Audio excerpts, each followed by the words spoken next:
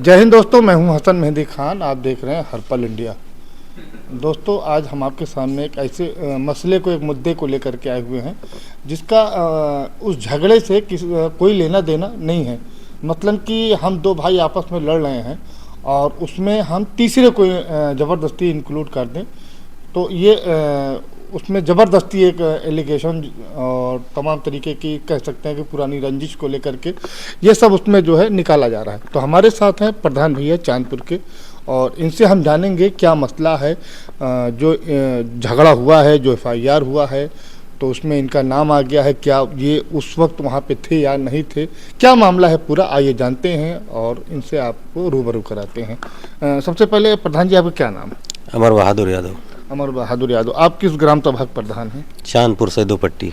चांदपुर सैदोपट्टी। हम आपसे जानना चाहेंगे कि जो अभी खबर चल रही है कि आपके यहाँ कोई विवाद हो गया है, आपसे झगड़ा हो गया है जिसमें FIR में आपका भी नाम है, तो आपका विवाद क्यों है और किससे है?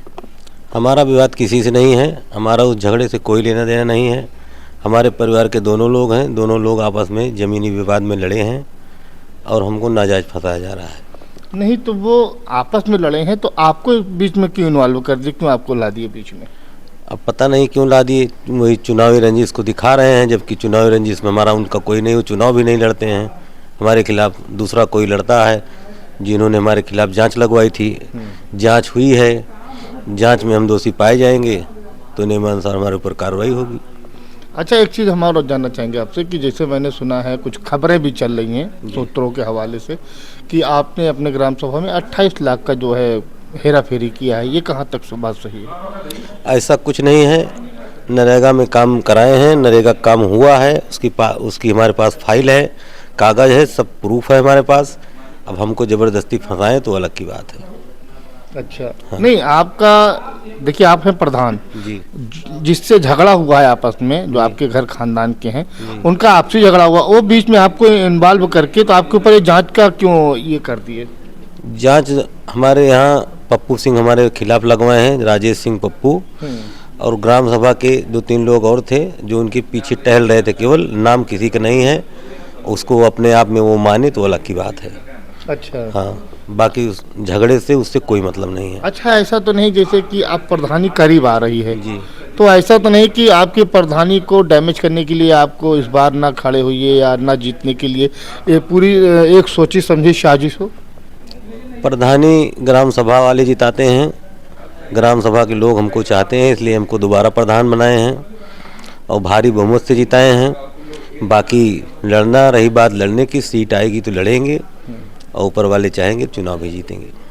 चलिए। अच्छा, जो झगड़ा हुआ है उस झगड़े से आपका कोई लेना देना, कोई सरोकार नहीं है? कहीं से कोई लेना देना नहीं है। तो आपका नाम कैसे आ गया उसमें? ज़बरदस्ती हमारा नाम ले रहे हैं। तो आपका नाम किसने डलवाया उसमें? राम दुलार यादव ने डलवाया हमारा नाम। उनके भाई के लड़के हैं जो मारपीट में जख्मी हुई हैं, उन्हीं का लड़का है। वो कह रहा है कि प्रधान जी की साजिश है। अच्छा। हाँ, जबकि हम उसमें थे ही नहीं। उस समय हम कटका बाजार में थे, एक जगह भंडारा था, CCTV कैमरा भी वहाँ लगा है। आप लोग चाहेंगे तो उपलब्ध करवा देंगे उसको भी। तो क्या आपने CC फुटेज निकलवा के रखा है कि नहीं रखा? हाँ, रखा है। तो आप हमको अभी प्रोवाइड करा देंगे इस खबर में लोड करने के लिए? अभी नहीं प्रोवाइड करवा सकते, लेकिन मंगवा देंगे, प्रयास करेंगे कभी मिल जाए। अच्छा जी। तो मतलब घटना के वक्त आप वहाँ पे नहीं थे? घटना के वक्त नहीं, घटना जब हुई है उससे 2-3 घंटा पहले हम घर से निकल गए थे। और हमको जब घटना हुई है तो वहाँ हमको खबर फोन गया कि यहाँ मारपीट हो गई है। अच्छा। तो उसके बाद हम घर आए हैं। हाँ, तो लोग वहाँ से हट गए थे, पुलिस आई थी, पुलिस सब लोग चले गए थे। जो चोटहिल थे वो लोग चले गए थे, वो अपना दवा दरमस करवाए। उसके बाद फिर कोई लेना देना नहीं हमारा।